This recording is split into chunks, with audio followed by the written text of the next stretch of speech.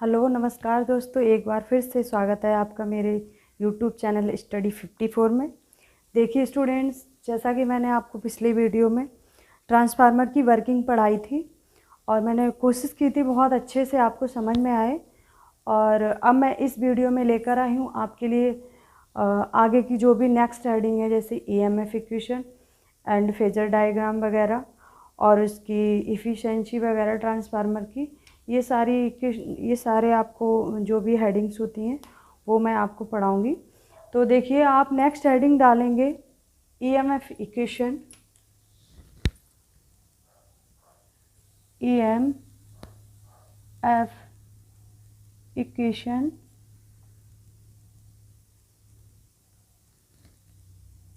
EMF equation of ideal transformer consider.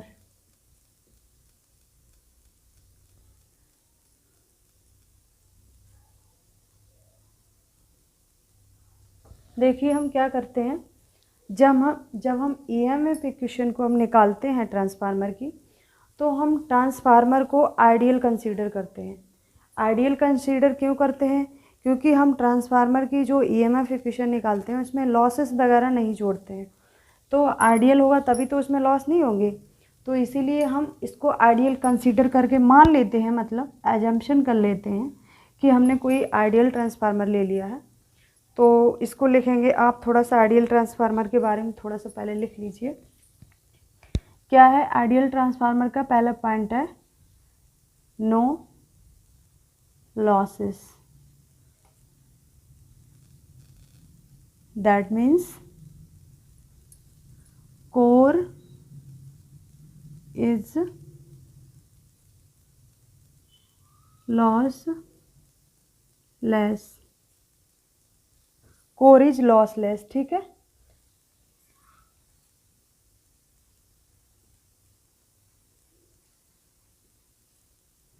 Core is lossless. Second point है infinite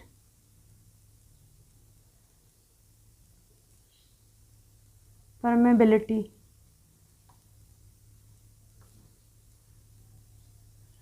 infinite permeability, second point है infinite permeability. Third point है no winding resistance, ठीक है। Fourth point है no winding resistance and fourth point है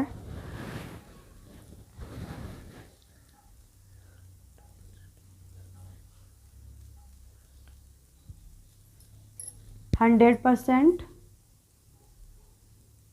efficiency.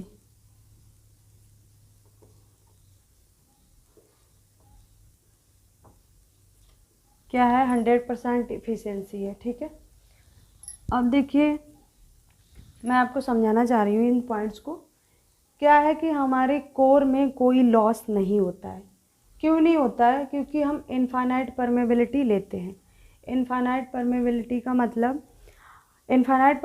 का मतलब होता है कि आप जो कोर है उसको मैग्नेटाइज करने के लिए हमें कोई भी करंट की आवश्यकता नहीं है, ठीक है। और नो वाइंडिंग रेजिस्टेंस, वाइंडिंग का कोई रेजिस्टेंस नहीं होता, that means zero resistance, that means zero, ठीक है। 100% इफिशिएंसी हमें प्राप्त होगी, 100% इफिशिएंसी मिलेगी आइडियल ट्रांसफार्मर में।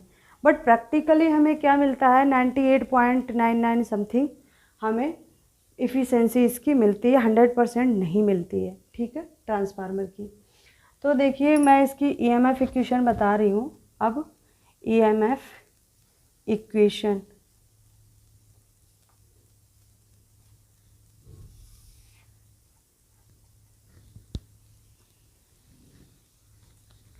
ईएमएफ इक्वेशन डाल लीजिए हेडिंग। देखिए, कल मैंने आपके लिए एक फिगर बनाया था,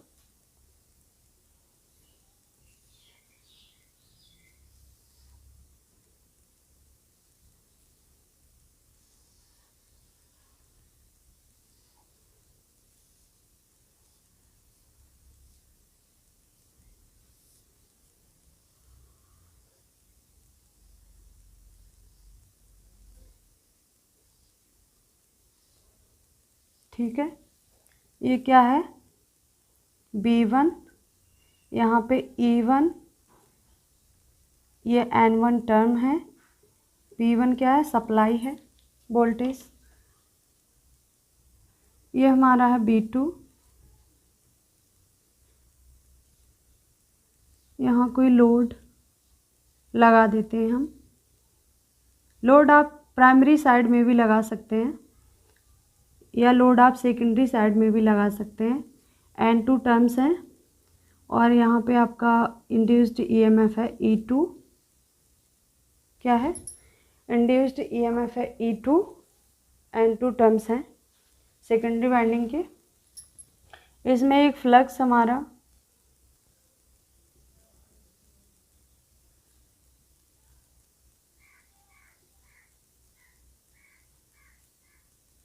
देखिए, मैं क्या समझाना चाह रही हूँ आपके लिए, मैं पोलैरिटी समझाना चाह रही हूँ थोड़ा सा। मान लीजिए यहाँ पे हमने डॉट कन्वेंस किया है। डॉट का मतलब क्या है, करंट जहाँ से आउट होती है, बाहर निकलती है, और क्रॉस का मतलब कहाँ है, जहाँ से करंट हमारी इन होती है। तो देखिए यहाँ हमने डॉट मान लिया है, ऐसे ही अपने आप से अजम्पशन कर लिया है, यहाँ डॉट मान लिया है, तो यहाँ से करंट हमारी इंटर करेगी, यानी कि करंट की डायरेक्शन ये होगी।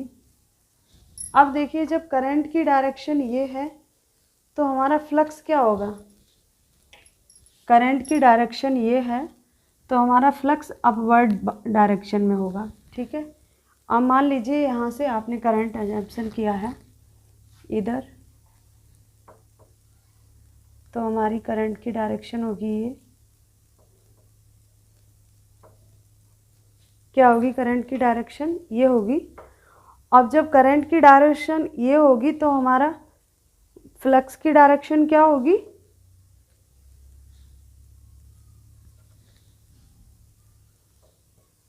नहीं, फ्लक्स की डायरेक्शन अपवर्ड डायरेक्शन में ही होगी। राइट हैंड रूल मैंने आपको बताया था, कर्ल रूल, तो उसमें ये फ्लक्स आपने phi2 मान लिया और ये फ्लक्स phi1 मान लिया। अब हमारा जो मेन फ्लक्स होता है वो क्या होता है, फाई मान लेते हैं, वो हमारा फाई होता है।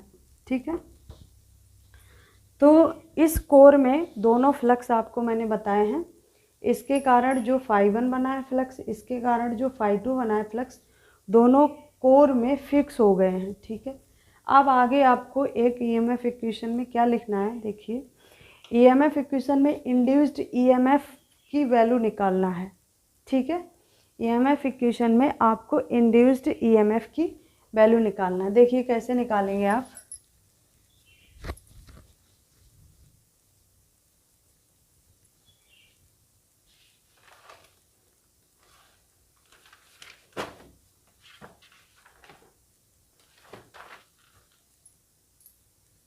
पहले आप हेडिंग डालिए EMF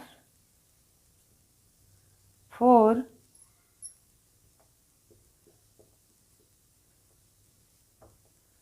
primary side, EMF for primary side. अब देखिए आपको बता दें, प्राइमरी साइड में जब आप ईएमएफ निकालेंगे तो क्या करेंगे आप, फाई की वैल्यू को आप लिखेंगे। फाई क्या है हमारा, फ्लक्स, फाई बराबर क्या होगा, फाइम साइन ओमेगा टी। इतना तो हमें पता ही होता है क्योंकि ये हमारा होता ही है, मैग्नेटाइजिंग फ्लक्स जो हमारा होगा वो साइन ओमेगा टी के साथ आएगा। ठीक है, देखिए फाई बराबर phi M sine omega t हो गया। अब क्या करना है हमको, इसी को डिफ्रेंशिएट करना है, इसी को डिफ्रेंशिएट करना है, किसको, पहले आप, ये हमारा फाई हो गया, अब लिखेंगे आप इंड्यूस्ड ईएमएफ E1, E1 बराबर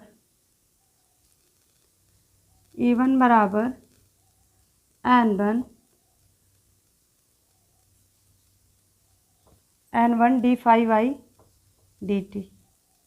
E1 बराबर N1 d phi by d t.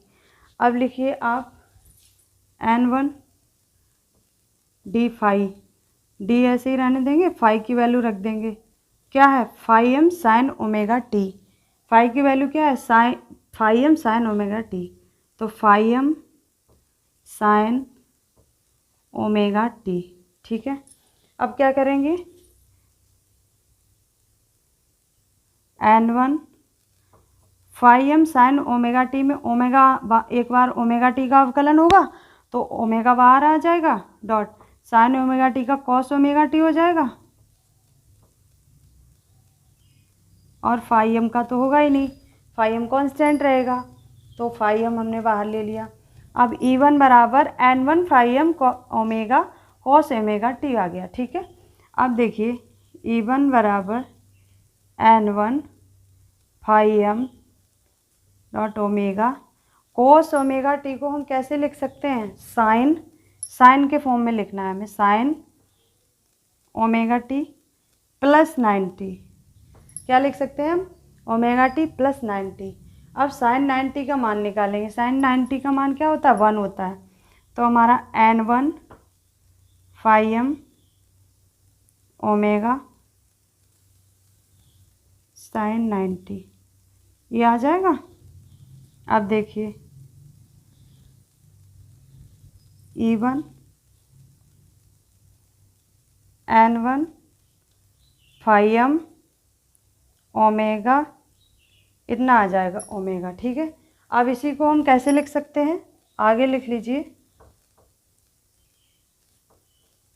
E1 N1 phi M omega को क्या लिख सकते हैं 2 पाई एन लिख सकते हैं, 2 पाई एन लिख सकते हैं। ठीक है, अब देखिए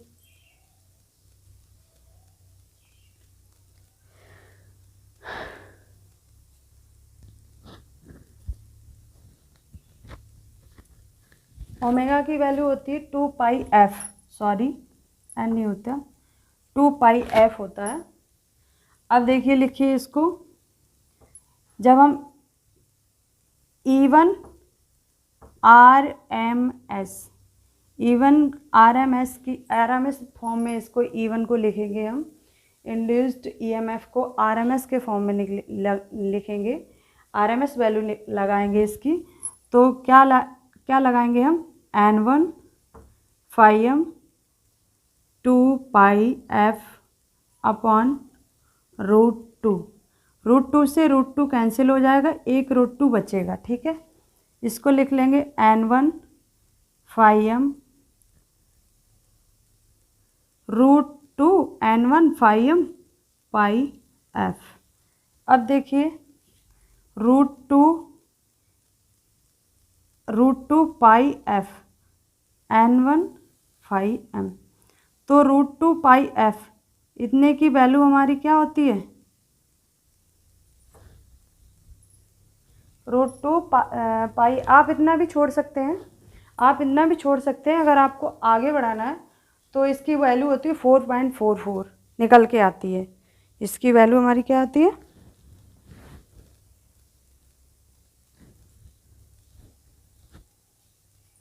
ये फाई एम लिखा है यहाँ, फाई 1 नहीं है।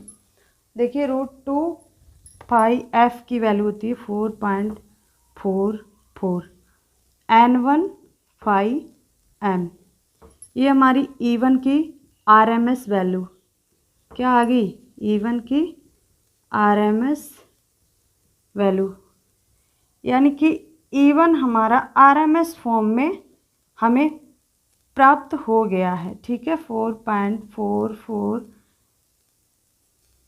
Phi m N1 phi m f भी आएगा, ये एफ की वैल्यू नहीं होती है, एफ भी आएगा, केवल √2 पाई की वैल्यू होती है 4.44, सॉल्व करेंगे तो 4.44 वैल्यू आती है। और इसी को जब हम एफ भी लिखेंगे, एफ फाई एम N1। ठीक है, इसको हम एक बॉक्स में बंद कर लेंगे। अब देखिए स्टार्टिंग से आपको समझाना है फिर से मुझे अच्छे से। देखिए क्या है, ये हमारी EMF equation for primary side. हमने प्राइमरी साइड के लिए ईएमएफ इक्वेशन को निकाला है, ठीक है। तो हम जब ईएमएफ इक्वेशन को निकालेंगे तो हम क्या करेंगे, देखिए हमने इसमें जो फ्लक्स हमारा फिक्स है, उस फ्लक्स की वैल्यू को हम phi M sine omega t के फॉर्म में लिखते हैं, ठीक है। फिर हमने ये लिख लिया। फिर E1 की वैल्यू निकालेंगे हम। E1 की वैल्यू किसके उसमें निकालते हैं, टर्न के अकॉर्डिंग निकालते हैं। तो हम टर्न को लेंगे N1। टर्न कितने लिए हमने, N1। इसके N2 टर्म है प्राइमरी साइड के और इसके N2 टर्म है सेकेंडरी साइड के, ठीक है। तो प्राइमरी साइड का हम इंड्यूस्ड ईएमएफ निकाल रहे हैं, तो इसीलिए हम आपको N1 ले रहे हैं, ठीक है। N1 अब फाई का अवकलन कर दे रहे हैं, ठीक है। किसके सापेक्ष, टाइम के सापेक्ष। कितने टाइम में कितना फ्लक्स इसमें फिक्स हुआ है, किसमें, ट्रांसफार्मर में, ठीक है। तो N1 d phi by d t लिखेंगे। फिर E1 N1 तो कांस्टेंट रहेगा, टर्म तो कांस्टेंट रहेंगे। इसके बाद d phi M sine omega t, ये फाई की वैल्यू हमने यहाँ से रख दी है, ठीक है। इसके बाद E1 N1 omega cos omega T, sign omega T का अवकलन कॉस ओमेगा टी हो जाएगा और ओमेगा टी का अवकलन ओमेगा हो जाएगा, ठीक है। अब नेक्स्ट देखिए N1 फाई एम ओमेगा। अब कॉस ओमेगा टी को हमें साइन के फॉर्म में लिखना। आपने ट्रिकोनोमेट्री में पढ़ा होगा, ये सब चीज़ें हमें चेंज करनी आना चाहिए कि साइन को कॉस में बदलेंगे तो क्या करेंगे, कॉस को साइन में बदलेंगे तो क्या करेंगे। सॉरी गर्मी बहुत है इसलिए थोड़ा सा डिस्टर्बेंस हो रहा है। N1 phi omega cos omega T को हमने साइन फॉर्म में लिख लिया। साइन फॉर्म में लिखने के बाद ये हमने साइन 90, इसको जब खोल के लिखेंगे तो साइन 90 आ जाएगा। साइन 90 की वैल्यू होती है 1, तो हमारा N1 फाई एम ओमेगा आ गया। अब हमने ओमेगा का मान रख दिया 2 पाई एफ, बाकी सब वही रहा, 2 पाई एफ रख दिया। अब हमने जब RMS फॉर्म में निकाला तो हम √2 से भाग देंगे, तो हमने √2 से भाग दे दिया। √2 से √2 कैंसिल, ऊपर √2 बचेगा, तो √2 हमने लिख लिया यहाँ पे N1 phi M pi F, ठीक है। N1 phi M pi F. अब क्या होता है, √2 और पाई को हमने इकट्ठा लिख लिया है, ठीक है, और एफ N1 फाई एम। अब √2 पाई का मान होता है 4.44, इसके हमने मान रख दिया। और ये RMS वैल्यू हमारी इंड्यूस्ड ईएमएफ की RMS value 4.44 f phi m N1 आ गया, ठीक है। इतना आपको, आई होप कि आपको इतना समझ में आ गया होगा। अब आप स्क्रीनशॉट ले लीजिए इसका, और फिर मैं आपको नेक्स्ट इसी का सेकेंडरी, चलिए इसको यहाँ पे ही बता दे रहे हैं, यहाँ पे लिख लीजिए EMF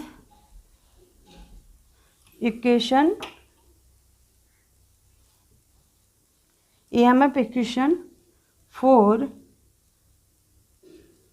सेकेंडरी साइड या सेकेंडरी बाइंडिंग, ठीक है।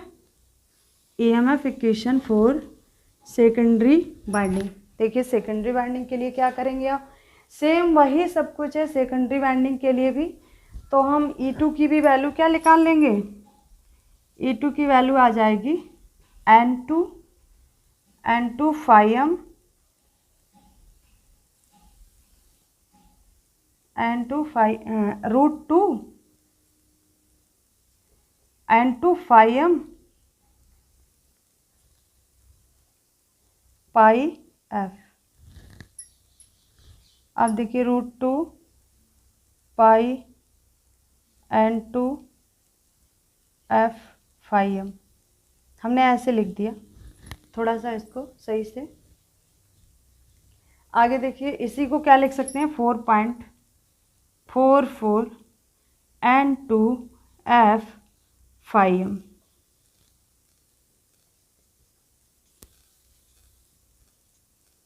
ये हमारा RMS फॉर्म में आ गया, RMS RMS RMS, ठीक है। ये हमारा RMS फॉर्म में आ गया 4.44 N2 5M F। ओके, आगे देखिए नेक्स्ट है, आपके लिए कुछ नोट पॉइंट्स लिख दिए हैं मैंने। देखिए नोट पॉइंट्स में क्या समझना है आपको। RMS वैल्यू फ्रिक्वेंसी और वेव शेप पर डिपेंड करती है। आपकी फ्रिक्वेंसी क्या है, वेरिएबल है या कांस्टेंट है, या फिर वेव शेप क्या है उसकी, साइनोसॉइडल है या फिर DC है या क्या है वेव शेप, उस पर हमारी RMS वैल्यू डिपेंड करती है। दूसरा नोट पॉइंट सेकंड क्या है, EMF पर टन, यानी कि EYN। EMF पर टन क्या होता है, कॉमन फ्लक्स के लिए कांस्टेंट होता है। कॉमन फ्लक्स के लिए हमें EMF पर टन क्या करना होता है, कांस्टेंट रखना होता है। अब देखिए ट्रांसफॉर्मेशन रेशियो और लिख लीजिए यहीं पर, उसके बाद नो लोड ऑपरेशन आपके लिए बताना है।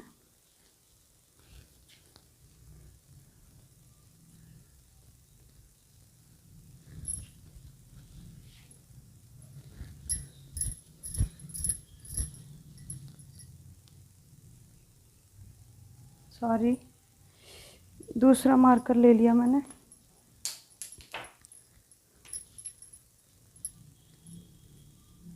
ट्रांसफॉर्मेशन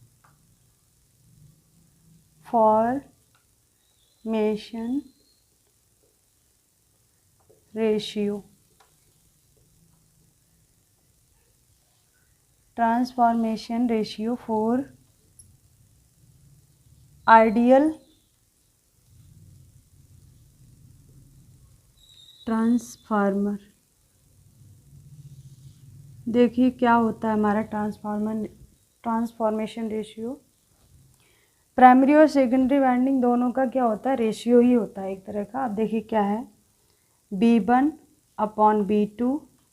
ये कोई फिक्स नहीं है, ये हमारे ऊपर एजम्पशन के अकॉर्डिंग है। मैं आगे आपको जब पढ़ाऊँगी, जब हम ट्रांसफ़र करते हैं प्राइमरी में जितने भी हमारे ये EMF और B1 N1 इनको जब हम सेकेंडरी वाइंडिंग पर ट्रांसफ़र करते हैं, या फिर सेकेंडरी के टर्म्स को फर्स्ट पर ट्रांसफ़र करते हैं, तो ये उसके अकॉर्डिंग है, आपने क्या माना है इस पर एजम्प्स करता है। तो मैं तो यही मानती हूँ जो आपको मैंने अभी दिखाया है, और आगे जब मैं ऑपरेशन बताऊंगी तब फिर अच्छे से और समझ में आ जाएगा, जैसे no load operation, full load operation. तो B1/B2 बराबर N1/N2 बराबर E1/E2 बराबर I2/I1 I2/I1। यही हमारा क्या होता है, ए इसी को बोलते हैं ट्रांसफॉर्मेशन रेशियो। ए क्या होता है हमारा, ट्रांसफॉर्मेशन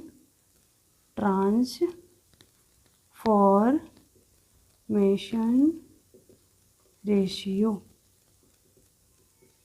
यही हमारा ट्रांसफॉर्मेशन रेशियो होता है ए, ठीक है। आगे देखिए मैं बता रही हूँ नो लोड ऑपरेशन।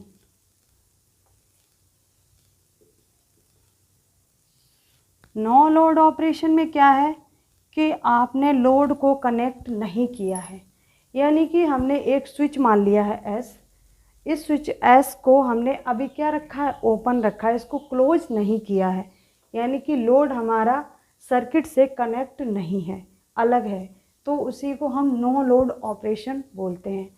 जब नो लोड ऑपरेशन होता है तब इसमें कोई भी लॉस नहीं होता है, और वाइंडिंग की कोर की इनफाइनाइट परमेबिलिटी होती है, और हमें एफिशिएंसी भी अच्छी मिलती है जब लोड नहीं लगा होता है तब। और क्या नाम क्या जब और हाँ, इसमें कोई लॉस नहीं होता है। इसी की वजह से क्या होता है कि हमारा जो ट्रांसफार्मर है वो हम नो लोड ऑपरेशन पे अजम्प्स कर रहे हैं अभी। तो आपने एज्यूम किया है कि अभी लोड को कनेक्ट नहीं किया है, तब हम क्या करेंगे, देखिए नो लोड ऑपरेशन की कंडीशन में भी हमको ईएमएफ और ये सारी वैल्यू निकालना है। तो देखें कैसे निकालेंगे। जब आपने लोड को कनेक्ट नहीं किया है तब इधर एक करंट I1 और इधर एक करंट I2 फ्लो हो रही है, ठीक है। इसके बाद क्या है कि दोनों में करंट फ्लो हो रही है।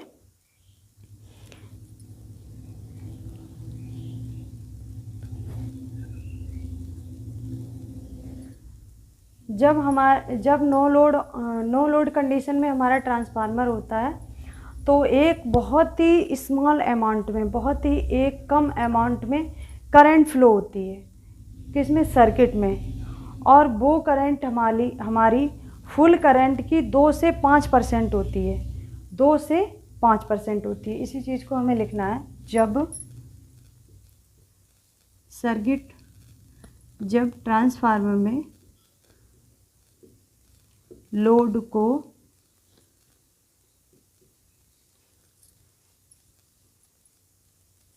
कनेक्ट नहीं किया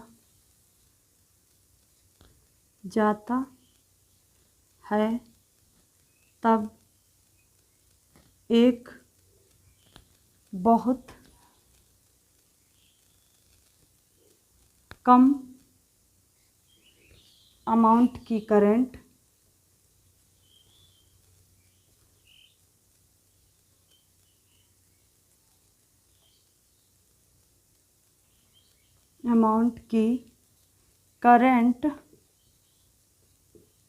सर्किट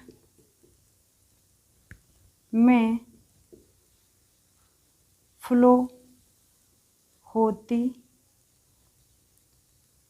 है, जो फुल करंट की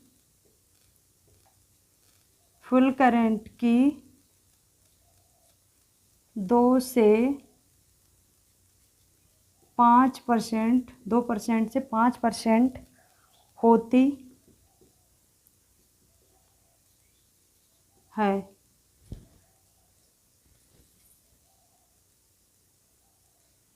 इसी को नो लोड करंट I0 कहते हैं।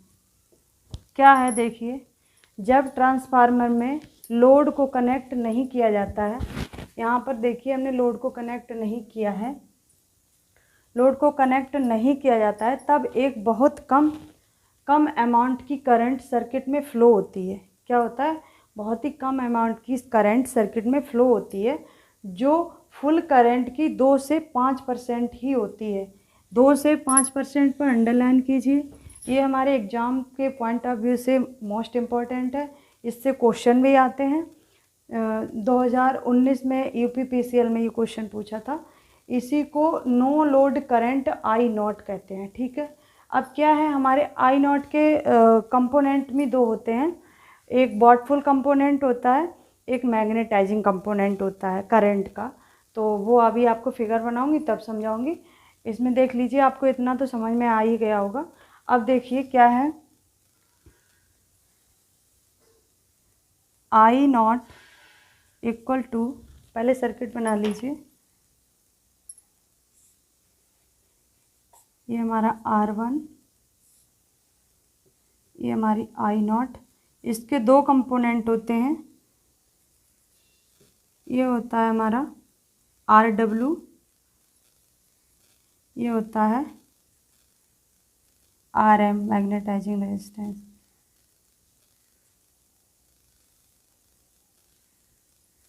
ठीक है, आगे देखिए, इसको लिख लीजिए, बॉटफुल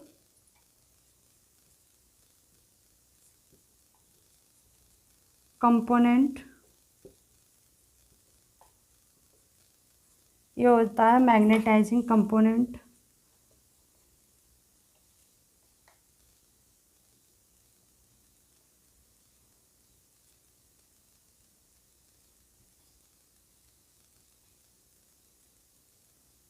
ठीक है, wattful component and magnetizing component.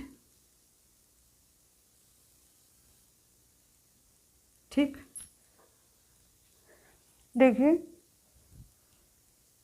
इसमें क्या होगा, हमारी करंट वॉटफुल कंपोनेंट में यानी कि RW में बहने वाली करंट को हमने IW मान लिया है, और मैग्नेटाइजिंग कंपोनेंट में बहने वाली करंट को हमने IM मान लिया है। ठीक है, अब देखिए जब हम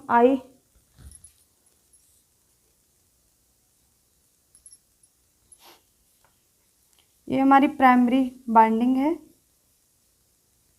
ठीक है, ये हमारी सेकेंडरी बाइंडिंग है।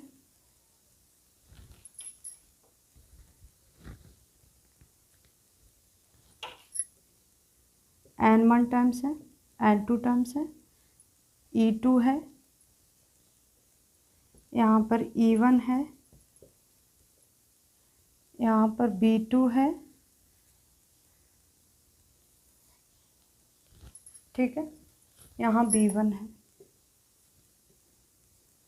ओके, तो क्या है, ये फिगर बना दिया मैंने। अब देखिए N1 टर्म्स है, N2 टर्म्स है, E2 है, B2 है, इधर E1 है और B1 है। इस तरह से हमने ये फिगर बनाया है। अब देखिए क्या है, जब आप इसमें प्राइमरी साइड में बहने वाली करंट मान लिया I1 और इधर क्या थी हमारी I2। अब देखिए जब आप I0 की वैल्यू को फाइंड करेंगे, जब आप I0 की वैल्यू को फाइंड करेंगे तो क्या लिखेंगे, इसकी दो कंपोनेंट हैं। क्या आपने नोडल एनालिसिस थोड़ा बहुत तो पढ़ा ही होगा। जब मैं आपको बेसिक इलेक्ट्रिकल पढ़ाऊंगी तो नोडल एनालिसिस में बताऊंगी किस तरह से ये यहाँ पे हमने KCL अप्लाई किया है। KCL अप्लाई करेंगे तो नोड पर आने वाली धाराओं का योग नोड से दूर जाने वाली धाराओं के योग के बराबर हो जाएगा। तो I0 बराबर IW प्लस IM। अब देखिए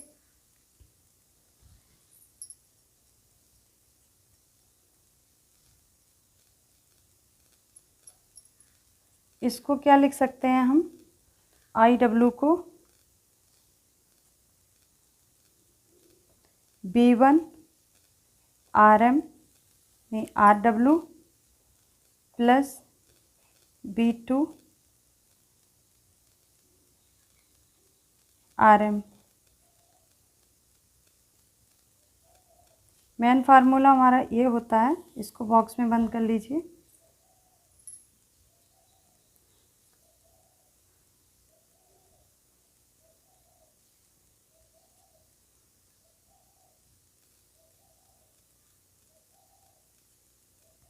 ये देखिए हमारा क्या है, इनपुट करंट।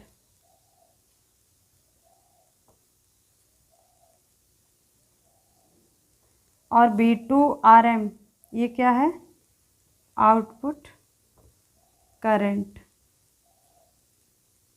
ओके, देखिए थोड़ा सा और इसी में बताना है।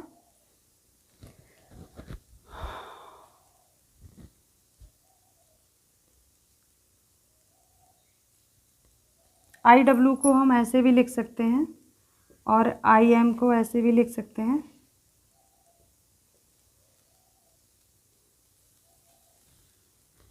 I0 cos ओमेगा टी, इसको लिखेंगे I0 cos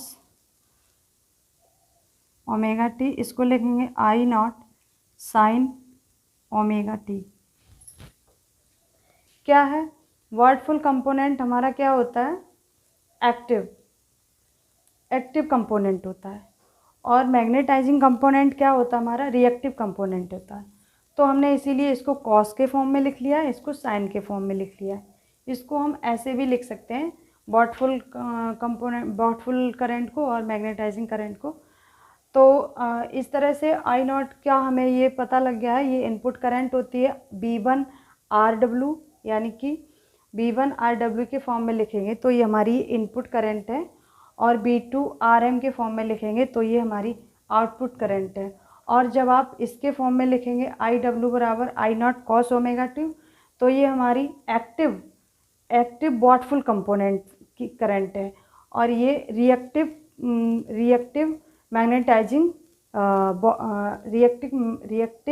मैग्नेटाइजिंग करंट, ठीक है, ये हमारा साइन के फॉर्म में है।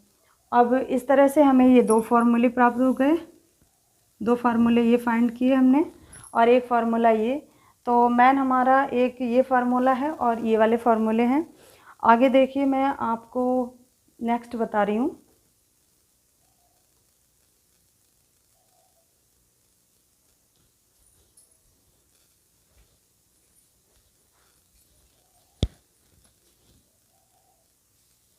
देखिए, इसको हम आई डब्ल्यू और आई एम को क्या लिख सकते हैं, एक्टिव पावर कंपोनेंट।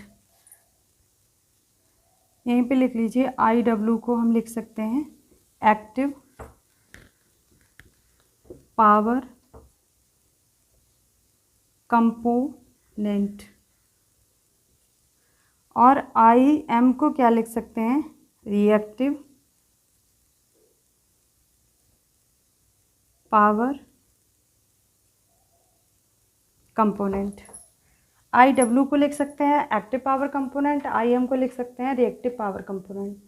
इस तरह से ये हमारा नो लोड ऑपरेशन पूरा हुआ। और no load operation I hope कि आपको अच्छे से समझ में आ गया होगा। मैंने आपको सारी चीज़ें बता दी हैं। कोई चीज़ अगर मैं भूल रही हूँ तो प्लीज़ टेल मी, कमेंट करके आप मुझे ज़रूर बता दीजिए, ताकि मैं इसमें ऐड कर दूँगी, नेक्स्ट और अच्छे से वीडियो बना के डाल दूँगी ऐड करके। अगर मुझसे कुछ छूट रहा है तो please tell me, I request you. Okay, आगे देखिए, मैं आपके लिए आगे बता रही हूँ full load operation. No load operation के बाद हमारा क्या आएगा, फुल लोड ऑपरेशन। तो फुल लोड ऑपरेशन में क्या होगा, देखिए, इसको मिटाना होगा मुझे। फुल लोड ऑपरेशन में क्या है, आपको लोड को कनेक्ट करना है। लोड को कनेक्ट करना है, तो लोड जब आप कनेक्ट कर देंगे तो उसमें क्या होगा, लॉसेस भी होंगे। लॉसेस भी होंगे तो फिर हमें ज़्यादा, मतलब लॉस को ख़त्म करने के लिए हमें बहुत सारे इंस्ट्रूमेंट, इक्विपमेंट भी लगाने पड़ेंगे ट्रांसफार्मर में। तो इस तरह से हमारा थोड़ा खर्चा बढ़ जाता है लोड कंडीशन में। तो जब फुल लोड ऑपरेशन होता है तो हमारे लॉसेस बढ़ जाते हैं। मेन चीज़ यही है और कुछ नहीं है। देखिए, अब यहाँ पे क्या चल रहा है, हमारा प्रैक्टिकली एजम्पशन चल रहा है। ये हमारा ट्रांसफार्मर का प्रैक्टिकली एजम्पशन चल रहा है। आप प्रैक्टिकली एज्यूम कर रहे हैं ट्रांसफार्मर को, ना कि आइडियली आप मान चुके थे पहले, लेकिन अब आपका प्रैक्टिकली एजम्पशन चलेगा, ठीक है।